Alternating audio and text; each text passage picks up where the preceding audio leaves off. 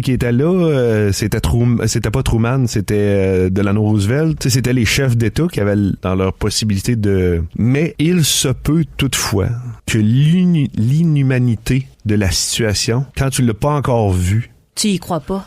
Tu crois pas que ça peut être aussi abject que ce qu'ils ont vu quand ils ont ouvert les camps de concentration. Ouais, parce qu'on peut pas s'imaginer que des personnes puissent faire ça à d'autres. C'est l'aberration, c'est le mécanisme, c'est les trains, c'est les camps de travaux forcés, c'est la sélection à l'arrivée. Tout ça, c'est dégueulasse. C'est l'inhumanité qui est là-dedans, qui dépasse l'entendement, je pense. Mais que voulez-vous? Donc, c'est ça, René Lévesque va porter ce souvenir-là. Il va quand même être correspondant de guerre pour la guerre en Corée. Il va continuer avant de devenir... Premier ministre ou politicien, à tout le moins? Ben, moi, personnellement, je dois dire, et comme je suis un vil procrastinateur, quand je faisais les recherches là-dessus, je suis tombé sur plein d'épisodes de Point de mire. C'est un épisode qu'il faisait à Radio-Canada dans lequel il y avait un tableau vert avec une craie dans les mains. C'était une émission hebdomadaire, si je me souviens bien, dans laquelle il expliquait un conflit ou une situation, qu'est-ce qui se passait à la grandeur du monde avec son tableau vert et sa craie blanche.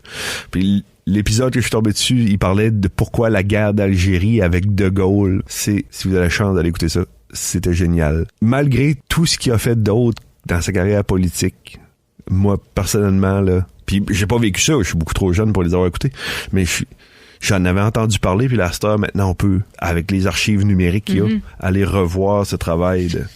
Ce célèbre Gaspésien. La prochaine fois qu'on aura un moment de procrastination, nous aussi, on pourra faire ça. C'est ce qui vient conclure notre épisode Amour, médecine et correspondant de guerre. Félix Fournier, encore une fois, des thématiques avec beaucoup de témoignages. Mais ce que je retiens, c'est la beauté où ce qu'on retrouve toujours un peu d'amour dans toutes les histoires. Il veut pas avoir juste du noir dans toute cette série-là. Je suis pas un être comme ça. Alors, il nous reste quelques épisodes encore à venir. On vous invite à aller les écouter. Ou si c'est le premier épisode que vous écoutez en ce moment, ben il y en a 9 autres avant. On vous invite à aller les écouter avec, entre autres, participation de Fabien Sinette, de Tommy Dunn, et toujours la tienne, Félix Fournier, qui est toujours très précieuse. Et la tienne aussi, Mini. Oh, mais moi, c'est un plaisir d'être là. Alors, on vous dit à dans 2 semaines.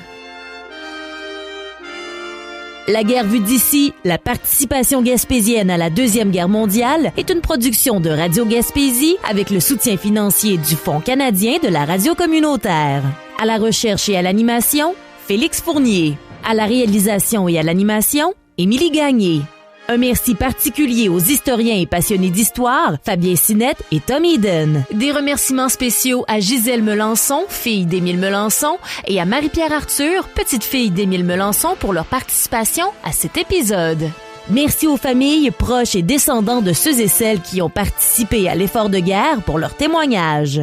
Pour plus d'épisodes et d'informations, visitez le radiogaspésie.ca dans la section podcast.